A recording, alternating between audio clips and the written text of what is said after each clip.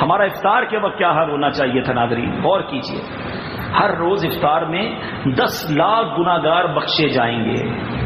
افطار کے دسترخوان پر افراتفری ہوتی ہے، شربت آیا کہ نہیں، پکوڑے آئے کہ نہیں، چنے آئے کہ نہیں، فلاں آئے. ارے بھائی 10 لاکھ بخشے جانے کا وقت ہے، تم ان میں لگے ہوئے ہو، باتیں کھا لینا. ہونا کیا چاہیے؟ سارے گھر والے ہاتھ اٹھاتے، والد بھی ہاتھ اٹھاتا، والدہ بھی اٹھاتی، بچے بھی اٹھاتے، اور سب کے آنکھوں میں آنسو ہوتے کہ اللہ آج بخشے جانے والوں میں ہم سب گھر والوں کا نام. دعا تو کر لو، یہ وقت ہے مانگنے کا، اس میں مانگ لو اپنے رب سے. اس بار رمضان میں پیارے اسلامی بھائیوں ایک نیت کرنی ہے، پوری کوشش کرنی ہے. ہم کوشش کریں گے، اللہ کامیابی دے گا کہ اس پورے رمضان میں انشاءاللہ ہم کوئی گناہ نہیں کریں گے. کیونکہ رمضان میں گناہ کرنا جو ہے نا، یہ بڑا ناپسندیدہ ہے. یہ کچھ لوگ نہیں سمجھتے. دیکھیں، کچھ مقام، کچھ دن، کچھ مہینے ایسے ہوتے ہیں، کچھ وقت کہ جس میں گناہ کرنا شدید عذاب کا وجہ بن جاتا ہے، شدید اللہ کی ناراضگی کا سبب بن جاتا ہے. مثال کے طور پہ کوئی شخص باہر کسی کو گالی دے، غلط کام ہے، مسجد میں آ کر دے. اب کیا کہیں گے؟ یار استغفر اللہ، مسجد میں گالی، یہی کام باہر کرتا ہے، گناہ ہے، مسجد میں شدید گناہ ہو گیا نا. کوئی باہر گانے باجے کرے غلط ہے، لیکن کوئی مسجد میں آ کے گانے بجانا شروع کر دے، آپ کہیں گے یار شرم نہیں آتی؟ اللہ کے گھر میں ہے نا، فرق ہے نا. اسی طرح کوئی پاکستان میں گناہ کرے، ایک گناہ کا ایک گناہ ہے. کوئی مکے میں جا کے گناہ کرے، ایک گناہ کا لاکھ گناہ ہے. بالکل اسی طرح ماہ رمضان کے علاوہ گناہ کرے یقیناً ناپسندیدہ ہے، مگر جو رمضان میں گناہ کرے، خدا را سمجھو یہ مہینہ گناہ نہیں کرنے، بچنا ہے اپنے آپ کو. اتنا سخت عذاب ہے کہ ایک بار مولا علی کرم اللہ تعالی وجہ کریم ایک قبر کے پاس سے گزرے، اور آپ نے اس قبر والے کے بارے میں اللہ سے عرض کی کہ یا اللہ میں اس قبر کے حالات دیکھنا چاہتا ہوں.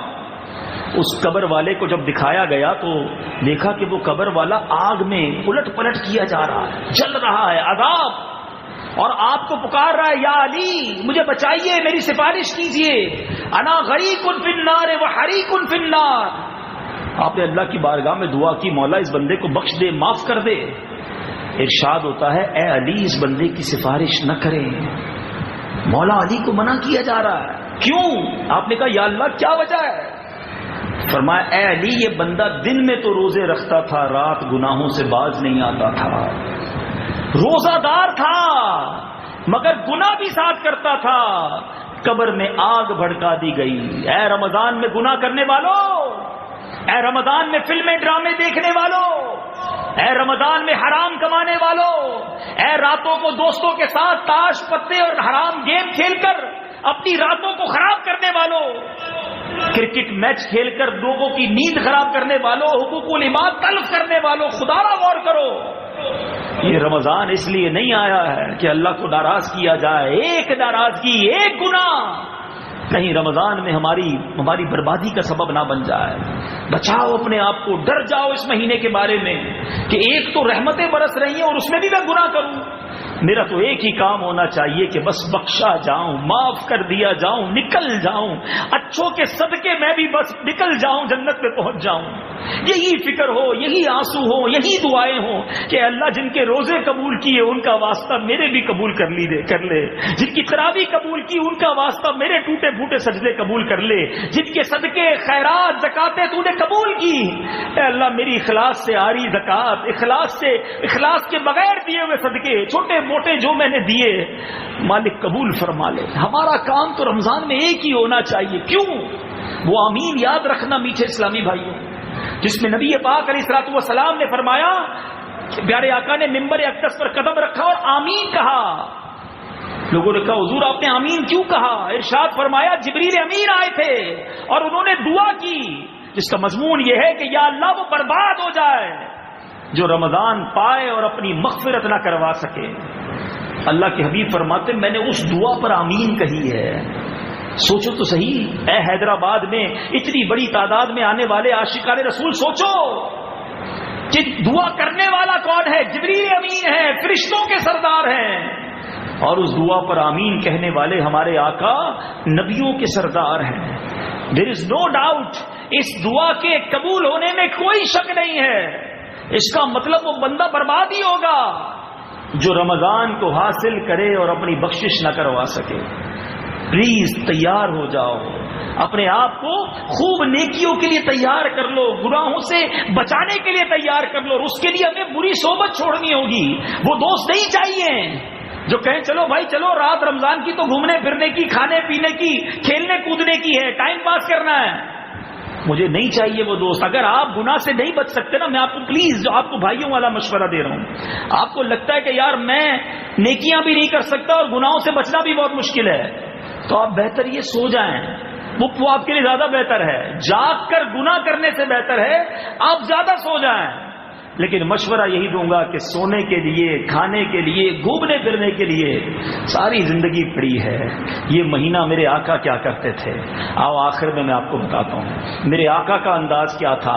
ایک عاشق رسول یہ پوچھ سکتا ہے کہ ذرا یہ بتا دیجئے کہ میرے آقا مدینے والے مصطفیٰ صلی اللہ تعالی علیہ وسلم کا رمضان کیسے ہوتا تھا؟ تو نبی پاک کا رمضان کیسا ہوتا؟ بی بی عائشہ فرماتی ہیں رضی اللہ تعالی عنہا کہ جب رمضان آتا تو میرے آقا بستر پر تشریف نہ لاتے تھے، بستر چھوڑ دیتے تھے، بس دعائیں تھیں، التجائیں تھیں، نمازیں تھیں، قرآن کا دور کرتے، جبریل امین آتے تھے اور نبی پاک ان کے ساتھ قرآن کا دور کیا کرتے تھے۔ خوف خدا سے نبی پاک کے چہرے کا رنگ متغیر، رنگ مبارک بدل جاتا تھا، اتنا خوف چہرہ انور پر طاری ہوتا تھا، خوب گر گڑاتے تھے، خوب دعائیں کرتے تھے۔ میرے آقا کا حال یہ ہے کہ بستر چھوڑ دیں، اور گناہگار غلام کا حال یہ ہے کہ وہ بستر ہی نہ چھوڑے، یا تو سوتا رہے یا کھاتا رہے پیتا رہے۔ اس لیے آیا رمضان۔ اب تو بدقسمتی سے افسوس کے ساتھ کہنا پڑتا ہے کہ بہت بڑی تعداد روزے نہیں رکھتی۔ ارے جناب بڑے گرمی کے روزے ہیں، سر میں درد ہے، آج کل نزلہ ہو گیا ہے، بس یار کام کاج میں بڑا بیزی ہوتا ہوں، استغفر اللہ استغفر اللہ۔ آپ سمجھتے ہیں روزہ چھوڑنا کتنا بڑا گناہ ہے، اللہ کو کس قدر سخت ناپسند ہے۔ روایتوں میں آتا ہے جو جان بوجھ کر ایک روزہ رمضان کا قضا کر لے 9 لاکھ برس اسے جہنم کی آگ میں جلایا جائے گا۔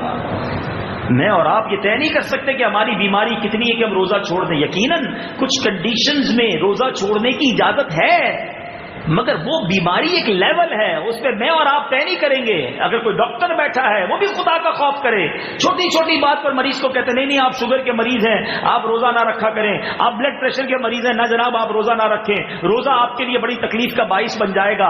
اللہ کا خوف کرو، واقعی دیکھو کہ یہ روزہ رکھنا اس کے لیے بیماری کا باعث بنے گا۔ میرے آقا فرماتے ہیں، حدیث پاک کا مضمون ہے روزہ رکھو صحت مند ہو جاؤ گے۔ روزہ تو صحت لاتا ہے، آپ دوائی کا پلان اس طرح دینا کہ یہ سحری میں کھا لینا، یہ افطار میں کھا لینا، رات کو یہ دوائی پی لینا اور روزہ رکھیے گا۔ یقیناً بیماروں کو روزہ رکھنے کی کچھ کنڈیشنز میں روزہ چھوڑنے کی اجازت ہے، مگر دھڑلے کے ساتھ ڈاکٹر صاحبان بول دیتے اور ہم بھی مان لیتے جی ڈاکٹر صاحب بڑی مہربانی آپ نے سر میں درد ہے اور روزہ رکھنے کا منع کر دیا۔ ڈاکٹر ہے، مفتی تھوڑی ہے، وہ ڈاکٹر بچائے گا جہنم کی آگ سے تم کو۔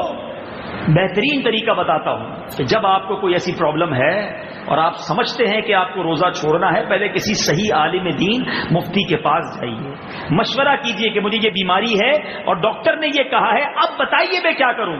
اب اگر مفتی اسلام آپ کو کہتے ہیں کہ ٹھیک ہے آپ کو اجازت ہے روزہ چھوڑنے کی، پھر یہ ہمت کرو نا، ورنہ روزے کی برکتیں ایسی ہیں، حدیث پاک کا مضمون ہے کہ اگر بندہ رمضان کا ایک روزہ قضا کر بھی لے اور ساری زندگی اس کے بدلے روزہ رکھے یا پورا سال بھی روزہ رکھے تو اس ایک روزے کی برکتیں نہیں پا سکتا۔ روزہ تو اللہ کی طرف سے اتنی بڑی نعمت ہے، روزے کے فضائل میں بیان کروں تو ایمان تازہ ہو جائے، مگر آؤ اس سے پہلے ایک 10 سالہ کم و بیش 10 سالہ بچے کا کیسا ایمان تھا وہ بتاتا ہوں۔ گرمیوں کے دن تھے، اے گرمیوں میں گھبرانے والوں سنو، والد صاحب نے دیکھا بیٹا نڈھال ہو گیا ہے، عصر کا وقت ہے، پہلا ہی روزہ ہے، روزہ کشائی ہے، مہمان بھی آ گئے ہیں، مگر بیٹا نڈھال ہے، کمرے میں لے گئے، دروازہ بند کیا، کہا بیٹا تھوڑی سی فیرنی کھا لو، ابھی بہت دیر ہے افطار میں، تمہاری طبیعت ڈھل گئی ہے، کچھ کھا لو۔ کہا بابا جان میرا تو روزہ ہے۔ والد صاحب کہتے ہیں بیٹا بچوں کا روزہ ایسا ہی ہوتا ہے، کوئی دیکھ نہیں رہا تم کھا لو۔ کہ بابا جان جس کا روزہ رکھا ہے وہ تو دیکھ رہا ہے نا، اللہ تو دیکھ رہا ہے نا۔ آپ کے والد گرامی کی آنکھوں میں آنسو آ گئے، آپ کو سینے لگا لیا۔ وہ 10 سال کا بچہ یہ سوچ رہا ہے کہ اللہ دیکھ رہا ہے، ادھر 30 سال 40 سال 25 سال اٹا کٹا نوجوان ہے، کہتا یار بس اب کوئی ضرورت نہیں روزہ رکھنے کی. توبہ توبہ توبہ. کیا جواب دو گے اللہ کی بارگاہ میں؟ خدا کے واسطے اپنے حال پر رحم کرو. روزہ رکھنا ہے. ہاں اگر آپ کا کام مشکل ہے، مزدوری کرتے ہو، محنت کا کام کرتے ہو، اور آپ کو لگتا ہے کہ جناب افطار تک میں نڈھال ہو جاتا ہوں، تو آپ کام کو کم کیجئے، روزے کو بنا ختم نہ کیجئے. اپنی نوکری، اپنی جاب، اپنی مزدوری تھوڑی کر دیجئے، تھوڑے پیسے کم ہو جائے کوئی بات نہیں. روزے کو مت کہو مجھے کام ہے، کام کو کہو کہ مجھے روزہ رکھنا ہے. اپنے کام کو مختصر کیجئے مگر اس فرض کو ادا کیجئے. انشاءاللہ اللہ پاک آپ کے تھوڑے رزق میں بھی برکت ڈال دے گا، آپ کی تھوڑی آمدنی میں بھی برکت ڈال دے گا. مگر روزہ چھوڑ کے جو آمدنی کی طرف اور جو پیسے کی طرف جاتے ہیں، یاد رکھنا یہ پیسہ ہی تمہارے لیے سانپ اور بچھو بن جائے گا. روزے کے فضائل کیسے کیسے احادیث سے ملتے ہیں. نبی پاک علیہ الصلوۃ والسلام فرماتے ہیں 5 نمازیں اور جمعہ اگلے جمعے تک اور ماہ رمضان اگلے ماہ رمضان تک گناہوں کا کفارہ ہے جب تک کبیرہ گناہوں سے بچا جائے. سبحان اللہ. میرے آقا فرماتے روزہ باطنی عبادت ہے، کیونکہ ہمارے بغیر بتائے کسی کو علم نہیں ہو سکتا کہ ہمارا روزہ ہے، اور اللہ پاک باطنی عبادت کو زیادہ پسند فرماتا ہے. روزہ اللہ کو بڑا پسند ہے. اے میرے میٹھے اسلامی بھائیوں، یاد رکھیے رمضان ایک بھٹی ہے. جیسے کہ بھٹی گندے لوہے کو صاف اور صاف لوہے کو مشید کا پرزہ بنا کر قیمتی کر دیتی ہے، اور بھٹی سونے کو زیور کے لائق بنا دیتی ہے، ایسے ہی ماہ رمضان گناہ گاروں کو پاک کرتا ہے اور نیک لوگوں کے درجوں کو بڑھا دیتا ہے. یہ روزہ بھٹی سے گزرنا ہے، یہ تمہارے گناہوں کو صاف کر دے گا. بعض علماء فرماتے ہیں جو رمضان میں مر جائے اس سے سوالات قبر نہیں ہوتے. قیامت میں رمضان قرآن روزہ دار کی شفاعت کریں گے. رمضان اللہ سے کہے گا مولا اسے دن میں میں نے کھانے پینے سے روکا تھا، اور قرآن عرض کرے گا یا رب میں نے اسے رات میں تلاوت و تراویح کے ذریعے سونے سے روکا تھا. اللہ ان کی شفاعت قبول فرمائے گا. مگر جو روزہ نہیں رکھتا وہ رمضان کیسے اس کی شفاعت کرے گا؟ جو رات تراویح نہیں پڑھتا، قرآن کی تلاوت نہیں کرتا، قرآن کیسے اس کی شفاعت کرے گا؟ رمضان کو تھام لو، قرآن کو تھام لو، روزوں کو تھام لو، پھر دیکھو اس مہینے کی برکتیں کیسے ملتی ہیں. اب آئیے آخر میں ایک اور وہ کام جو میرے آقا اس مہینے میں خوب کیا کرتے تھے، اور وہ کام ہے احادیث میں آتا ہے نبی پاک سے بڑا سخی کوئی نہیں، آقا سے بڑا عطا فرمانے والا کوئی نہیں ہے. مگر جب رمضان کا مہینہ آتا تو نبی پاک کی سخاوت تیز آندھی سے زیادہ چلنا شروع ہو جاتی تھی. ہر سائل کو عطا فرماتے، ہر کسی کو عطا فرماتے. یہ مہینہ سخاوت کا مہینہ ہے، یہ مہینہ خیرات کا مہینہ ہے، یہ مہینہ اللہ کی راہ میں خرچ کرنے کا مہینہ ہے. اس مہینے میں دل کھول کر خرچ کیجئے، اپنے غریب مسلمانوں پر خرچ کیجئے. اپنے گھر میں اتنی زبردست ہم آئٹمیں شہری اور افطاری میں کھاتے ہیں، کچھ غریبوں کا خیال کیجئے، دوسروں کے گھر میں بھی راشن پہنچا دیں. ہماری مسجدوں میں بہت افطار کا سامان آتا ہے.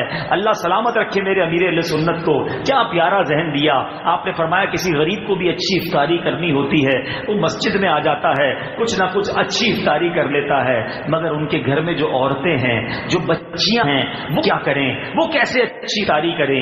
تو کوشش کریں کہ بغیر کسی احسان کو جتائے کچھ مخصوص گھر کر لیں، اور ان کے گھر پر کچھ فروٹ، کبھی کچھ افطاری کا سامان بھجوا دو تاکہ ان کے گھر میں بھی اچھی افطاری ہو جائے. اپنی زکوٰۃ کا پراپر حساب کیا کریں اور زکوٰۃ پوری نکالا کریں. ایک بڑی بدقسمتی کی بات یہ ہے کہ آج کل لوگ اپنی زکوٰۃ بھی پوری نہیں نکالتے. نہیں میرے میٹھے اسلامی بھائیوں، زکوٰۃ کو بوجھ نہ سمجھو. ہر زکوٰۃ دینے والا اللہ کا شکر ادا کرے. ارے مال دیتے وقت یہ نہ سوچے کہ یہ مال مجھ سے دور ہو رہا ہے، بلکہ مال دے کر اللہ کا شکر ادا کرے کہ مولا تیری مہربانی، تو نے مجھے دینے والا بنایا، مانگنے والا نہیں بنایا. دے کر احسان نہ جتایا کرو کہ میں غریبوں کی مدد کرتا ہوں، میں مسجد میں افطار کراتا ہوں، میں نے جناب فلاں کے گھر راشن ڈلوا دیا، رمضان میں میں نے فلاں کو زکوٰۃ دے دی. ارے میں نے کیا کیا؟ اللہ نے دیا تو میں اس قابل بنانا.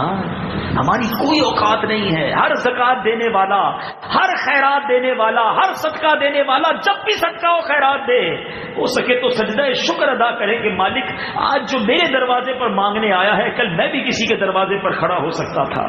سوچو نا، آج آپ سے جو زکوٰۃ لینے آیا ہے اس نے کیا آپ نے اس سے زیادہ نیک اعمال کیے ہیں، اللہ نے آپ کو مالدار بنا دیا. ہمارا کوئی کام اس میں کارنامہ نہیں ہے، صرف اللہ کی مہربانی ہے.